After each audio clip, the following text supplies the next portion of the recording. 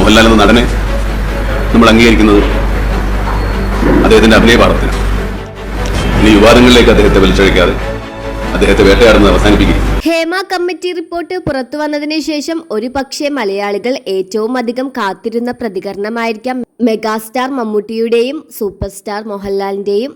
എന്നാൽ കഴിഞ്ഞ ദിവസം മോഹൻലാൽ ഈ വിഷയത്തിനെതിരെ പ്രതികരിച്ചത് കുറച്ച് വിമർശനങ്ങൾക്ക് ഇടയായി. ഇപ്പോൾ ഇതാ മോഹൻലാലിന് പിന്തുണയുമായി മമ്മൂട്ടി തന്നെ രംഗത്ത് വന്നിരിക്കുകയാണ്.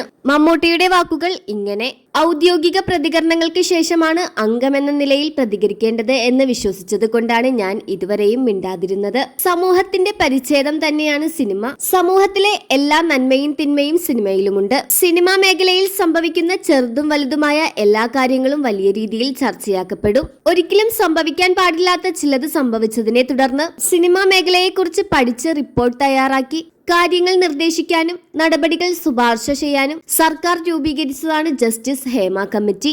ആ റിപ്പോർട്ടിൽ പറയുന്ന നിർദ്ദേശങ്ങളെയും പരിഹാരങ്ങളെയും ഞാൻ പിന്തുണയ്ക്കുക തന്നെ ചെയ്യും. പിന്നെ ഈ വിഷയത്തിൽ മോഹൻലാലിന്റെ പേര് അനാവശ്യമായി വലിച്ചഴക്കരുത് എന്നൊരു അപേക്ഷ കൂടിയുണ്ട്.